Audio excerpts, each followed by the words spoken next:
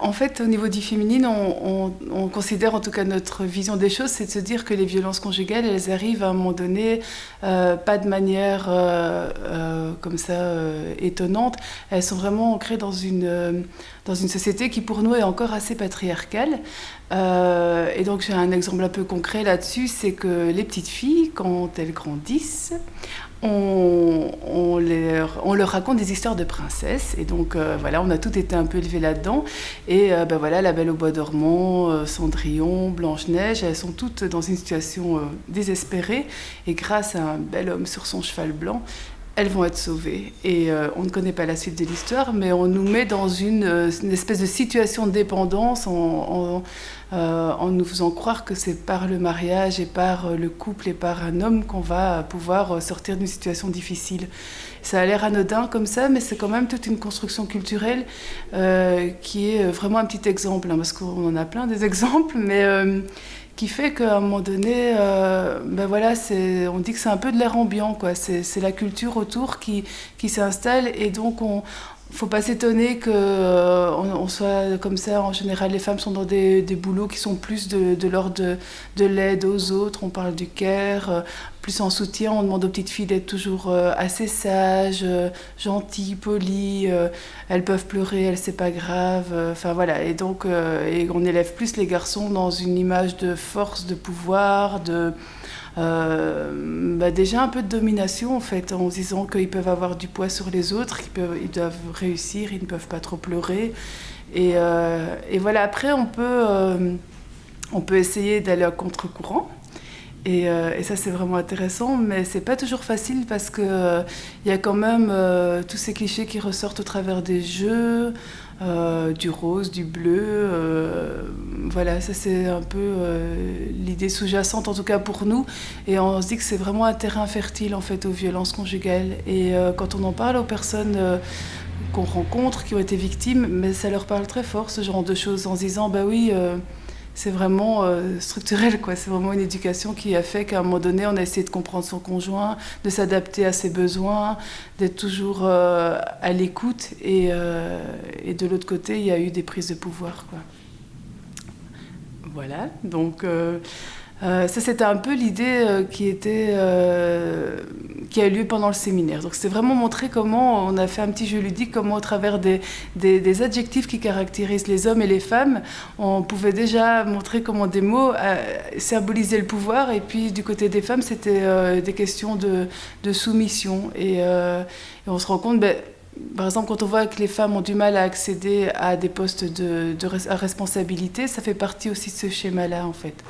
Et voilà, donc en fait, les violences conjugales, c'est jamais que la pointe de l'iceberg, mais il est bien gros l'iceberg en bas, et c'est les fondements qu'il faut changer. Donc il faut un peu changer la société à ce niveau-là. Peut-être pas même qu'un peu, il faut pas mal faire de choses. Et donc voilà, c'était un peu le but de notre intervention, en tout cas. Il y a 1 heure, j'ai rencontré une dame que j'ai connue toute jeune. En fait, elle était enceinte de son 3e enfant.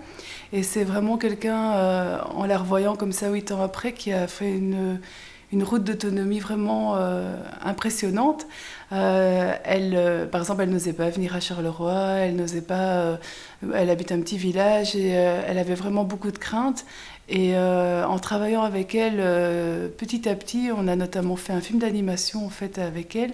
On en discutait, elle trouvait qu'elle a vraiment fait du chemin, notamment en termes de qui je suis, ce que je veux dans ma vie, et surtout ce que je veux plus. Et ça, c'est un peu tout notre boulot, c'est de pouvoir permettre à chacun de faire son parcours. Et là-dessus, on nage un peu à contre-courant, dans le sens où, pour parler en général des femmes, on se rend compte qu'elles ont été quand même souvent élevées dans une tradition de soutien à l'autre, d'aide, d'être très gentil, poli, de faire passer ses devoirs avant ses droits, d'être à l'écoute. Et là, notamment par rapport à elle, c'était maintenant, quand je suis pas d'accord, je le dis, et je peux aussi m'affirmer dans ce que je suis moi, seule, indépendante, et mes envies et mes projets aussi, parce qu'elle a plein de projets. Et je me suis dit que c'était vraiment un bel exemple de travail à long terme qu'elle a fait elle. En tout cas, on a peut-être un peu aidé à l'outiller et tout, mais elle a vraiment fait tout ce boulot-là. en me disant, bah, tu vois, moi, je me laisse plus faire, quoi. Et avec elle, on avait justement parlé un peu des histoires de contes. Où on se disait, tiens, depuis qu'on est petite, nous les filles, ben, on nous raconte des histoires de contes magnifiques avec Cendrillon, Blanche-Neige, La Belle au Bois dormant, qui sont des femmes un peu perdues avec beaucoup de problèmes. Et grâce à un homme beau, sur un beau cheval, elles peuvent s'en sortir. Et il y a toujours cette image de l'éducation qui fait qu'elles s'en sortiront grâce à quelqu'un d'autre et grâce surtout à un homme et en étant mariées. Et donc ça se termine toujours par ils se marièrent, eurent beaucoup d'enfants. Mais bon, on ne sait pas vraiment la suite. Et c'est là-dessus, en tout cas, qu'on trouve que là, il y a quelque chose qui cloche un peu dans notre culture. On est encore dans une société très patriarcale où ben, l'homme est un peu vu comme un sauveur et la femme un peu vue comme quelqu'un à sauver ou un peu soumise et toujours conciliante, en tout cas, dans sa vie. Et donc voilà, je pense à cet homme parce que je me dis que tout ce boulot de fond, de se dire on peut décoder un peu tout ça, montrer tous ces mécanismes de l'homme fort qui a du pouvoir, qui peut dominer, qui peut prendre des décisions, et cette femme qui n'arrive pas vraiment à en prendre mais qui est très à l'écoute maternelle et plus à l'intérieur de la maison et du foyer. Si on commence à décoder tout ça et à se dire qu'on n'est pas forcément en adéquation là-dessus et que ça c'est vraiment des codes culturels, alors on peut avoir une autre prise sur sa vie et une autre prise sur ses décisions.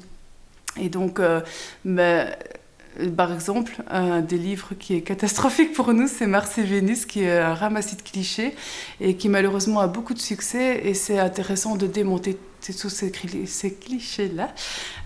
Voilà, ça c'est un peu notre travail de fond. Donc nous, en fait, ce qu'on considère, c'est que les violences conjugales, c'est vraiment le sommet de toute cette culture qui est là, sous-jacente et qui a bien mis ses marques. Et donc, il faut commencer à déconstruire tout ça pour arriver à ce qu'il n'y ait plus de violence et plus d'inégalité entre les hommes et les femmes.